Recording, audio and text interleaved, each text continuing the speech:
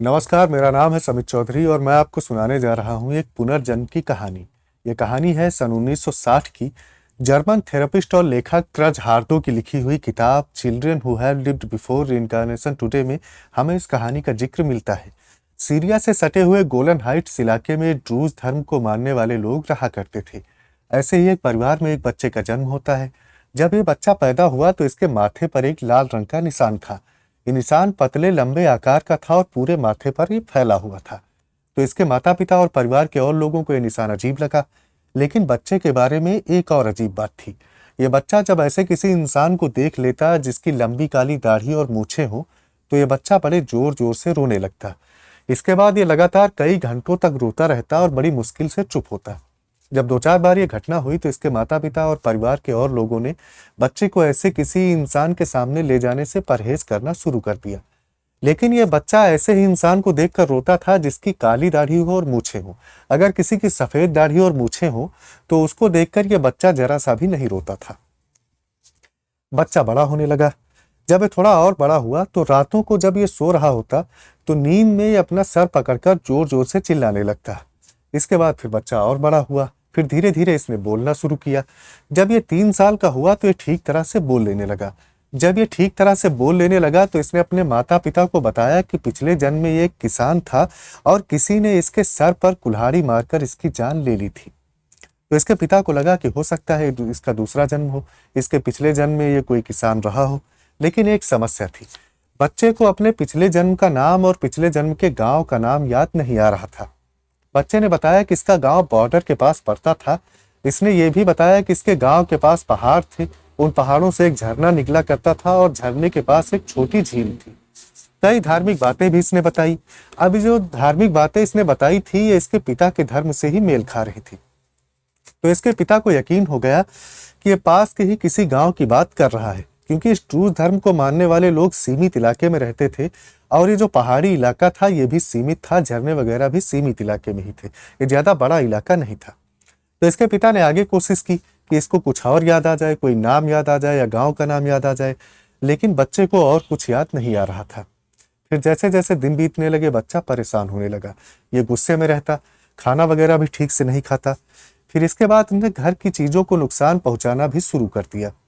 जो चीज ये ढकेल पाता उसे धक्का देकर गिरा देता। जिस चीज को ये उठा पाता उसे उठाकर फेंक देता, पटक देता। 2-4 बार इसी मामले में इसकी पिटाई भी हुई। लेकिन इससे कोई फायदा नहीं हुआ। बच्चे ने अपने रवैये में जरा सा भी बदलाव नहीं किया। बच्चे का गुस्सा दिन पर दिन बढ़ता चला जा रहा था। इसके पिता को भी लगा कि बच्चा परेशान है और ऐसे मारने पीटने से कोई काम चलने वाला है नहीं। इन्होंने कई बार इसको समझाने की भी कोशिश करी, लेकिन बच्चा काफी ज्यादा छोटा, 3 साल की इसकी उम्र, इसकी क्या समझ में आए।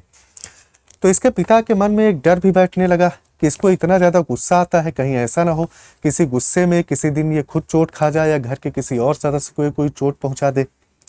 तो इसके पिता ने फिर गांव के बड़े बुजुर्गों से इस मामले में सलाह मशवरा किया कि क्या करना चाहिए। गांव के बड़े बुजुर्गों ने मामला पर गंभीरता से विचार किया।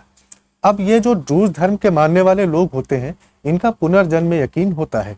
इनका मानना होता है कि आत्मा का जीवन अनंत होता है। जन्म के समय शरीर पर मौजूद निशानों को भी ये पिछले जन्म से जोड़कर देखते हैं। तो ये जो गांव के बड़े बुजुर्ग थे इनको लगा कि ये पुनर्जन्म का मामला हो सकता है। उन्होंने इस घटना की पड़ताल करने और इस घटना के पीछे की सच्चाई को पता करने का इरादा किया। लेकिन इनको गांव के बारे में पता नहीं था। तो इन्होंने आपस में बात करी। फिर बात करने के बाद ये फैसला हुआ कि ये लोग बारी बारी से पास के गांव में जाएंगे और पता करने की कोशिश करेंगे। एक तारीख रखी गई। उस दिन सब लोग इकट्ठा हुए। डॉक्टर एली लैस नाम के एक जाने माने इजरायली फिजिशियन थे, इनको भी बुलाया गया, क्योंकि गांव के लोगों को पता था कि एली लैस की पुनर्जन्म के मामलों में गहरी दिलचस्पी है। तो गांव के बड़े बुजुर्ग, बच्चा, बच्चे के पिता और डॉक्टर एली लैस पैदल दूसरे गांवों की तरफ निकल पड़ते हैं। ये सबसे पहले एक नजदीकी गांव में पहुंचे। बच्चे से कहा गया कि क्या तुमको अपने घर का रास्ता याद आ रहा है, लेकिन बच्चे ने कहा कि ये उसका गांव नहीं है। फिर ये चलकर दूसरे गांव पहुंचे। बच्चे ने बताया कि ये भी उसका गांव नहीं है। जब ये लोग तीसरे गांव में पहुंचे तो बच्चा इस गांव को पहचान गया और उसने कहा कि यही उसका गांव था। लेकिन इस गांव में पहाड़ तो थे मगर कोई झरना नहीं था और झील भी नहीं थी। तो गांव के लोगों से पूछा गया। गांव के लोगों ने बताया कि गांव के दूसरी तरफ, जिस तरफ खेत पड़ते हैं, उस तरफ पहाड़ों से एक झरना निकलता है और एक छोटी झील भी मौजूद है। अब तक बच्चे को और भी चीजें याद आने लगी थी। फिर ये लोग गांव के अंदर की तरफ बढ़ते हैं। जब अंदर की तरफ ये बढ़ने लगे तो बच्चा रास्ते में मिलने वाले लोगों के नाम बताता चला जा रहा था। अब इस गांव के जो लोग थे इस समूह को देखकर पहले ही अचरज में थे कि ये कौन लोग हैं, यहाँ पर क्या करने आए हैं, ये कैसा बच्चा इनके साथ में है। और उस पर जब ये बच्चा इनके नाम बता देता तो इनके चेहरे देखने लायक होते। अब तक बच्चे को अपना नाम भी याद आ चुका था। इसने अपना नाम इस गांव के लोगों को बताया। तो गांव वालों ने बताया कि इस नाम का एक जवान आदमी इसी गांव में रहा करता था, लेकिन वो 4 साल पहले गायब हो गया था। उसके बाद उसका कुछ भी पता नहीं चल पाया। लोगों को लगा कि उसके साथ कोई बुरी घटना हो चुकी है, क्योंकि इस गांव के पास इजराइल और सीरिया का बॉर्डर पड़ता था। तमाम लोगों को जासूस समझकर या तो बंदी बना लिया जाता था या जान से मार दिया जाता था। तो गांव वालों को लगा कि ऐसी ही घटना हो सकता है इस जवान आदमी के साथ भी हो गई हो। फिर इसको पता करने वाला भी कोई नहीं था, क्योंकि अपने घर का अकेला इंसान था। इसके माँ बाप पहले ही गुजर चुके थे। अब ये लोग गांव में और आगे बढ़े। जब ये लोग गांव में और आगे बढ़े तो इनको एक खंडहर में तब्दील होता हुआ मकान दिखाई दिया। इस मकान के दरवाजे खुले थे और अंदर का सामान गायब था। लड़के ने बताया कि यही उसका पिछले जन्म का घर है। अब तक यहाँ पर काफी लोग इकट्ठा हो चुके थे। बच्चा इन लोगों के नाम बताता चला जा रहा था। भीड़ के पीछे एक इंसान खड़ा था जिसकी लंबी काली दाढ़ी थी और मूछें थी। बच्चे ने जब इस इंसान को देखा तो वो काफी ज्यादा गंभीर हो गया। बच्चे ने इस इंसान का नाम बताया। इंसान ने कहा कि हाँ, सही बताया, यही मेरा नाम है। लेकिन बच्चे ने आगे बताया कि मैं पिछले जन्म में तुम्हारा पड़ोसी था, हमारे खेत भी पास पास थे, मेरा तुम्हारा झगड़ा हो गया था और तुमने कुल्हाड़ी मेरे सर पर मारकर मेरी जान ले ली थी। इंसान का चेहरा पूरी तरह से सफेद पड़ गया था। ऐसा लग रहा था जैसे उसने कोई भूत देख लिया हो। उसके हाथ भी कांपने लगे थे। बच्चा गुस्से में उसे घूरे जा रहा था। बच्चे ने आगे बताया कि मैं जानता हूं तुमने मुझे कहाँ दफनाया था। मुझे मारने के कुछ देर बाद तक तुम वहीं पर खड़े रहे, फिर तुमने मिट्टी खोदी, मुझे दफन किया। मैं वहीं था, सब कुछ देख रहा था। इसके बाद तुमने कुल्हाड़ी छिपाई और वहां से चले गए। इंसान पूरी तरह पसीने से नहा गया था। उसकी आंखों में गहरा डर साफ दिखाई दे रहा था। बच्चा एक तरफ को चल पड़ा। लोग भी उसके पीछे चलने लगे। ये जो समूह आया था ये लोग भी साथ में चल रहे थे। कातिल और गांव वाले भी साथ थे। बच्चा जाकर खेतों की तरफ पहुंचता है और वहां पर एक पत्थरों का ढेर लगा हुआ था। इस पत्थरों के ढेर के पास जाकर यह बच्चा रुक जाता है। बच्चे ने बताया कि इस आदमी ने मुझे इसी पत्थरों के ढेर के नीचे दफनाया था। पत्थरों को हटाया गया। गांव के लोग दौड़कर गए और खुदाई करने के औजार लेकर आए। डॉक्टर एली लैस ने गांव वालों को बड़ी सावधानी से खुदाई करने की सलाह दी।